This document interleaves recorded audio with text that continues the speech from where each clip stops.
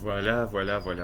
Bonjour, chers auditeurs. J'espère que vous allez bien.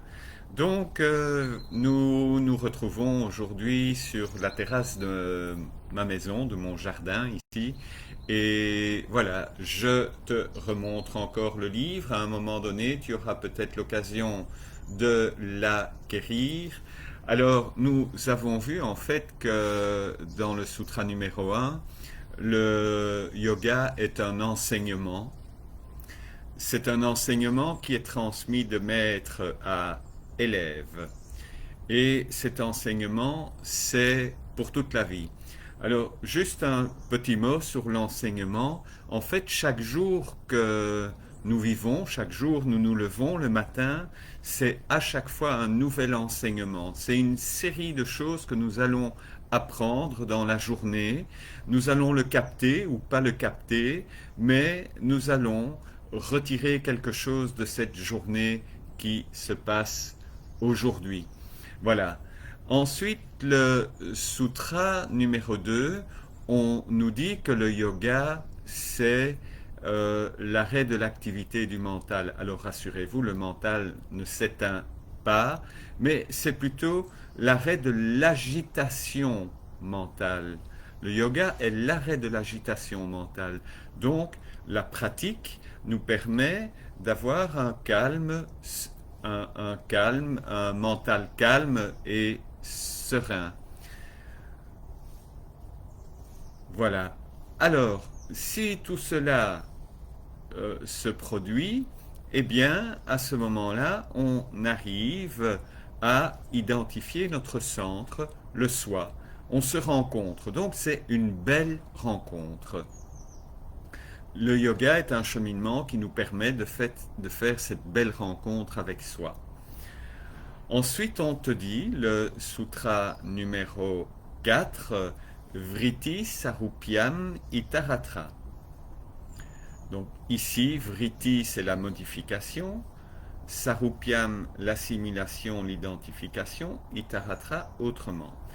Françoise Mazet nous apporte sa traduction, son interprétation, et donc elle propose ceci. Dans le cas contraire, il y a identification de notre centre avec l'agitation mentale. Il y a identification de notre centre avec l'agitation mentale. On pourrait se poser là maintenant et juste prendre quelques minutes pour réaliser, mais qu'est-ce que cela signifie? Eh bien, il y a le soi qui est au fond de nous, c'est quelque chose qui n'est pas affecté, qui ne se transforme pas, qui est là, qui est présent, qui est vivant. Mais souvent, ce qui se produit dans notre vie, et je vais donner un exemple. Évidemment, on va te demander comment tu t'appelles. Ben, moi, je vais répondre, je m'appelle Alain. Qu'est-ce que tu fais dans la vie? Ben, je donne des cours de yoga. J'habite à Bruxelles et en Espagne. Et je vais donner toute une série d'éléments extérieurs pour parler de moi. Mais est-ce que je suis cela? Non, bien évidemment. Et donc, on a cette confusion mentale qui nous paraît logique quand on y réfléchit un petit peu, de nous identifier à ce monde extérieur qui nous entoure. On a ce centre qui est immobile et permanent et il s'identifie à la conscience périphérique.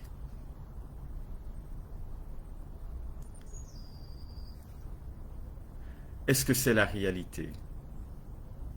C'est la question qu'on se pose généralement. Est-ce la réalité? Voilà, donc progressivement, on comprend, le yoga c'est un enseignement, le yoga c'est la paix, le calme, Ensuite, on fait une rencontre avec le soi.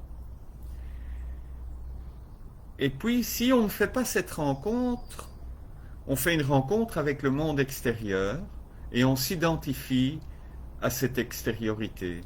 Et donc, nous prenons des éléments du monde extérieur comme faisant partie de notre intériorité et c'est là que commence l'illusion.